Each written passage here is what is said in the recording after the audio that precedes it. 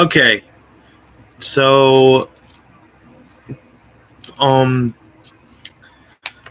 I'm starting with the 30th anniversary of Resident Evil is coming up, and I wanted to do something that I literally was just like, oh, we got to do that.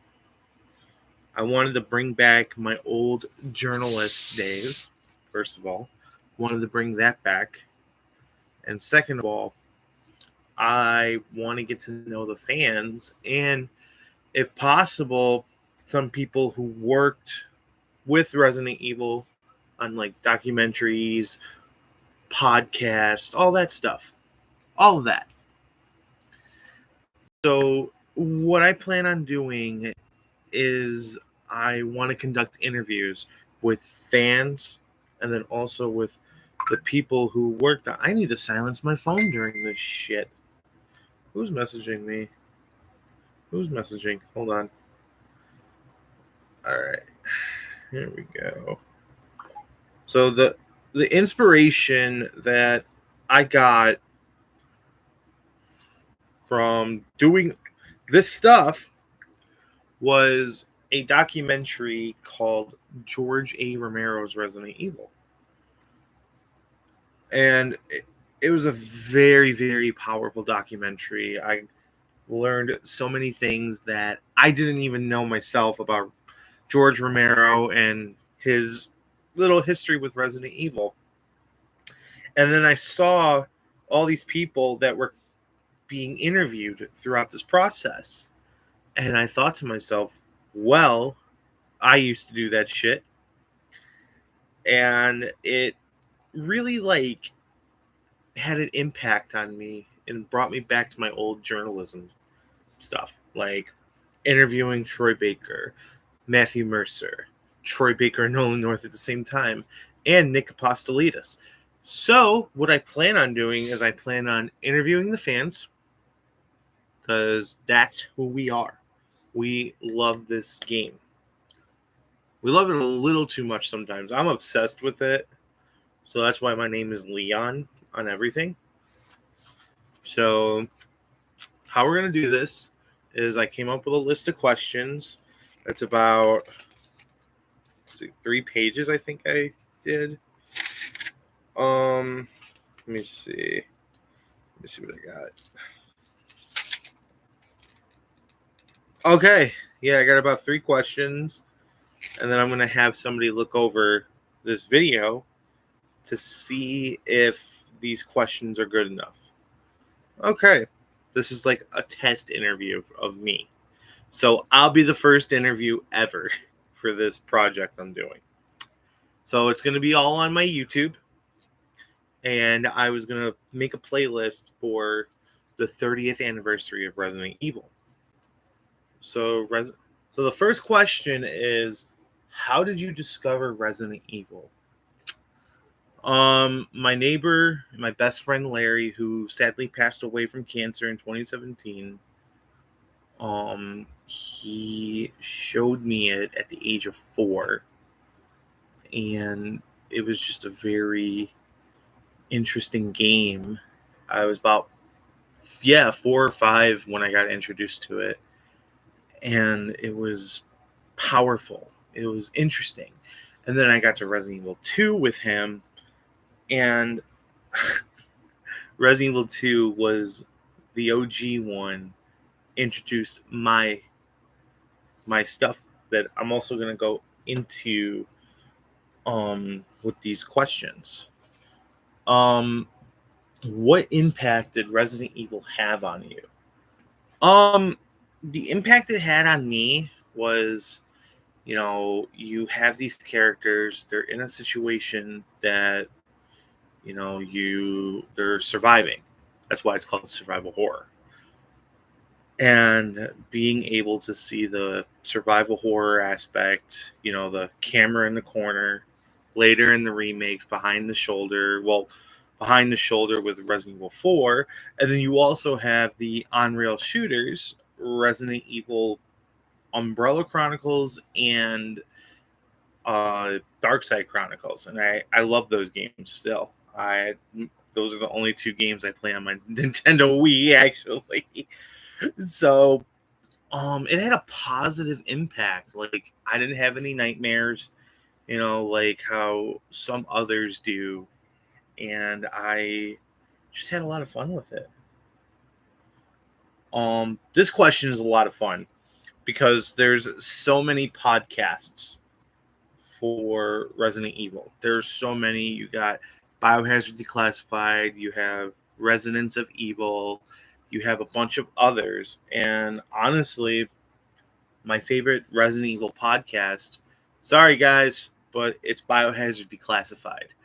I discovered the podcast probably during the pandemic in 2021 after my car accident. And I was out for like 3 months. And I joined in the video chat. And Andy from Biohazard Declassified was like, "Who are you, man?" I'm like, "Me?" And then literally he goes, "Yeah, you." So I told him who I was, and everybody in that group, we're all close. And I believe we also did a watch party for Resident Evil Infinite Darkness. And that day I watched it twice, once with my friends and then once with Biohazard Declassified. And I don't know why. And the second time I watched it, I was picking it apart, and there was like a still of Leon looking like this, and it was in the trailer. It was in the trailer itself, and it was funny because I was like, "Oh, that's the still from the trailer," and Andy's like, "What?" And I'm like, "Yeah, just look." And so he went back, looked, and he's like, "You got a keen eye for that stuff." I'm like, "I try." So we bonded. We actually bonded. I I my parents are so great. So after that, um, we I just bonded with everybody, and then I was featured on Resonance of Evil with my Leon cosplay. So they're a big part of it too. Like, my first ever interview, hearing from them, I forgot what voice actor it was, but that's the group that inspired me to interview the people I wanted to interview, because I love Resident Evil. Resident Evil has been a part of me for a long, long time, and it's just way too much fun to work on. What is your favorite game and why? Who? There are so many Resident Evil games. If I had to pick out of all of them, honestly, probably my favorite game would be Original 2. Um, because that introduced my favorite character, which is, you'll find out why he's my favorite character. It was just, the story was good, the tyrants were good, the enemies were amazing, and they're just really, really funny. Like that opening scene where you get out of the car wreck and you're surrounded by zombies. And the first time I did it, I was able to get past the zombies, but as soon as I got into the RPD, I died. I fucking died. And it was funny to me because it was different. It was a different type of game. And I thought that, you can do anything you want, and it wasn't that scary. Um, oh, animated or live action movies? Okay, this is the question I came up with because you got fans that like the live action, and then you have fans that don't like them and prefer the animated movies. So, my favorite one, honestly, is the animated movies. I love the animated movies because Paul Anderson can suck a dick. If George Romero was able to do his Resident Evil, honestly, it would have been way better if George Romero did it. Like, after seeing the documentary on that, I'd rather have the Godfather of Zombies do a Resident Evil movie over what we had. Because honestly, if Paul Anderson sees this, I am fucked. we I fell in love with the animated movies more because they tied into the storyline. And I just love how each one features Leon in any reason. Even the animated show Infinite Darkness, who, like, the different voice actors, I like Leon's voice actors just because they're all cool people. Rest in peace to Paul Haddad. Because you got Paul Mercier, who defined his voice in Resident Evil 4, who's also in Degeneration. I actually have a Resident Evil Degeneration signed by Allison Court that I got last year when I had a nervous breakdown in front of her booth. And that was fun. That was really, really fun. And then they all just featured Leon, and then Vendetta and Death Island were the first ones to feature Chris. But there was already a Resident Evil movie, animated movie. It was old. It was Biohazard 4D Executioner, I think it was called. It was all animated. It was animated in the way that the original games were. I'm talking like original 1, 3, 2. But yeah, I mean, it was a very, very, like, powerful game. Not game, movie. It had, if I remember, Biohazard 4D Executioner had it had what was it? I don't know why my mic isn't working. This is weird. It had like different ways of doing everything. And it had an enemy that can turn into anybody it wants. Like, it's like John Carpenter's The Thing a little bit, and that's pretty cool, honestly. And Capcom originally was going to do a remake of Sweet Home, but Sweet Home didn't do well, unfortunately. And then that's where they got the idea of Resident Evil, or as in Japan, they called it Biohazard. So, and then you got Shinji Mikami, who's working on it, and he's a fucking visionary. Like, let me tell you, this man can do anything he wants, and it'll be fucking great. All right, let's go on to the next questions. Ha! This is a good one. What is your favorite character and why?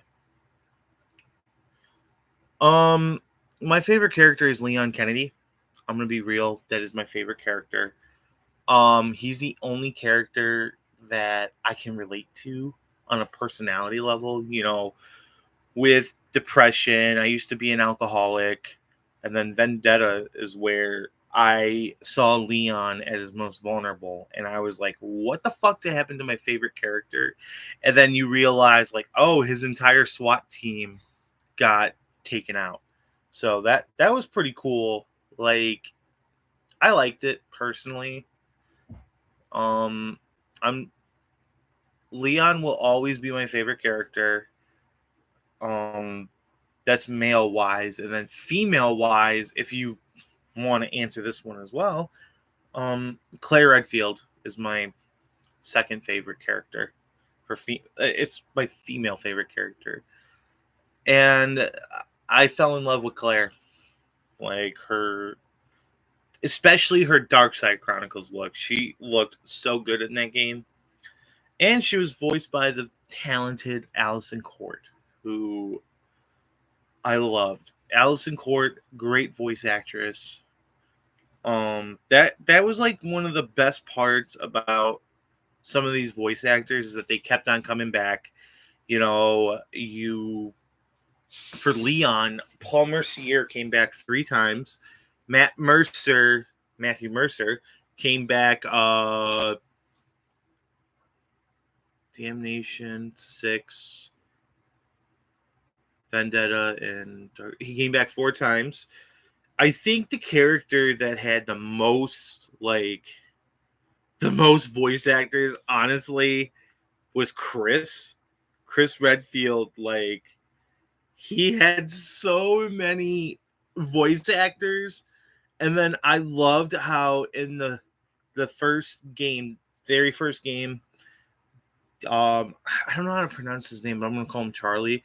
Charlie portrayed him in the live action stuff for the original game, and it was different. I'm not gonna lie, it was really interesting to see that, and then it was pretty good in my opinion. It was great acting. I love the acting in that. Like, even though some of the dialogue was cheesy, like when Brad went away and Chris just goes, "No, don't go." I'm just like, I was 4 or 5, and I'm like, what is going on? So, Leon's been my favorite character ever since I've been introduced to him, but my personality and his are almost the same, and I just love the character. But back to Chris Redfield, he has had so many voice actors. You have, let me think. Shit. I gotta look this up right now. Hold on. This is really, really bugging me. It is bugging me so fucking hard. All right. Because now I want to know who are all of his voice actors. Chris Redfield. Actors. Let's see. Okay. For Chris Redfield, the noticeable one was Roger Craig Smith. Another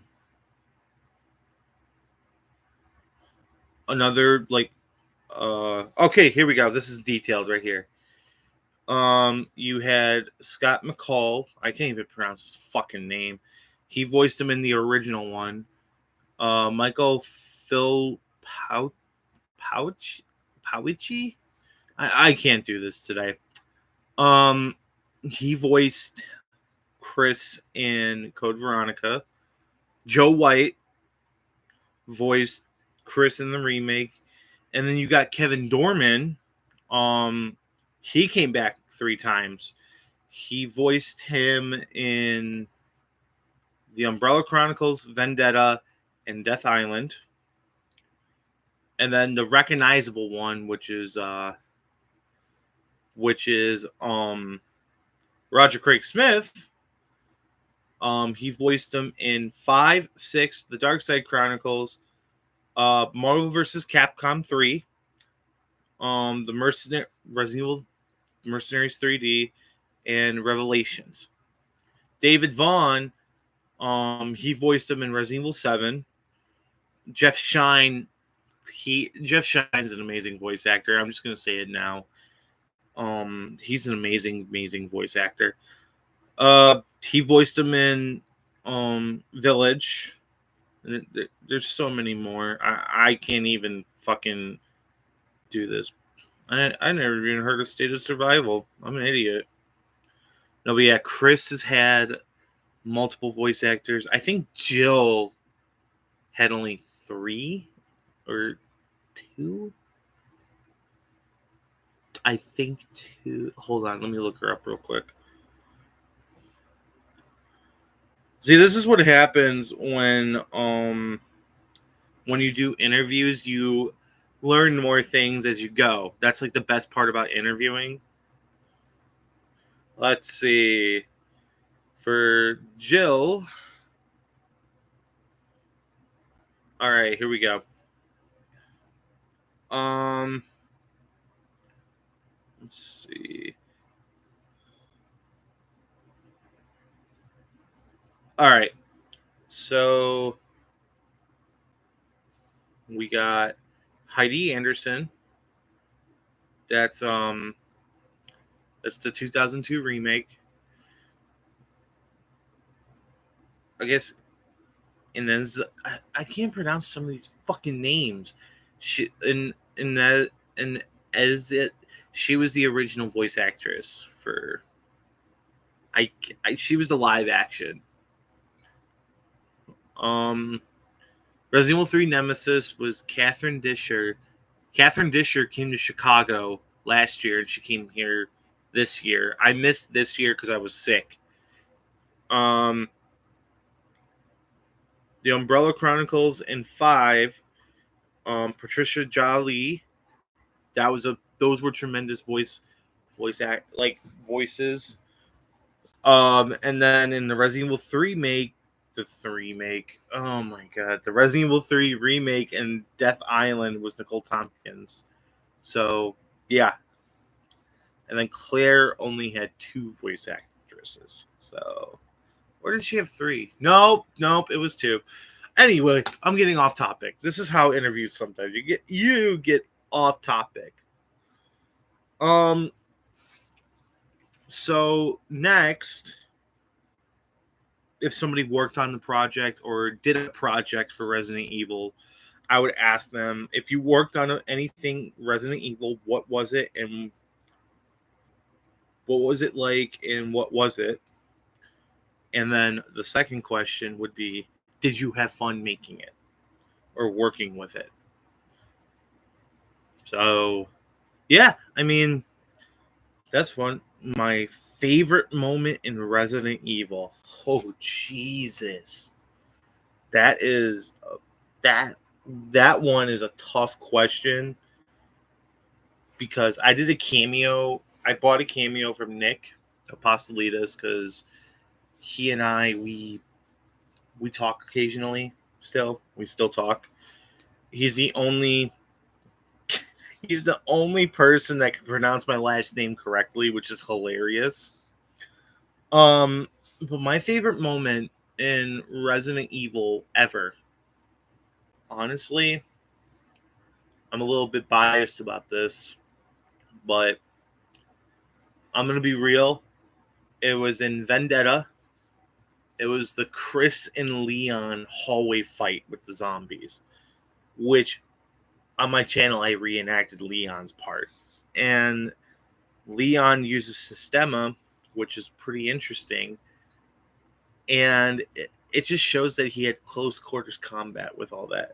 And he was making jokes. He was doing that. And then Death Island was just, that's OG Leon. Cocky. Yeah, so that was probably one of my favorite moments. And then I think this is the final question. All right. The final question I'm going to ask people is, in your opinion, what is the saddest moment in Resident Evil? Shit. There's a lot of sad moments. You know, you got Piers dying. You got, Jill going missing in Resident Evil 5. Like, finding out what happened in Lost in Nightmares. There's just a whole bunch of shit that will top it all off. Honestly, I'm going to say it. I'm going to go with when I interviewed Nick for my school, for my school newspaper. I'm going to go with the scene with Kendo. Honestly, Kendo's gun shop scene was so fucking sad, in my opinion, because Leon walked in and Kendo had a gun raised to his head. And then Ada came in and Kendo's daughter was there and she was infected. And then you hear the first gunshot and then you hear the second one. And when I played that for the first time, I was like, oh my fucking God. But they gave Kendo like that story arc because it's different. It's a different kind of thing. And I personally, I loved it. That was my saddest moment. Also, like, another one that takes the icing on the cake is Lewis's death in the RE4 remake.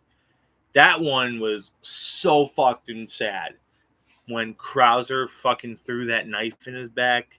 They gave Lewis a redemption in that one. In the original 4, he was just a cheesy Spaniard, in my opinion. But he was great in Resident Evil 4. I like that you got to work with him on multiple occasions. I just prefer it, honestly. But yeah, like, if you guys come up with more questions, I'll write them down in my little notebook right here. But yeah, those are the main questions I'm going to ask. But another thing about interviews that I like is that other questions pop up. Like, other questions will pop up, and I'm just glad, I get to bring out my journalist side again.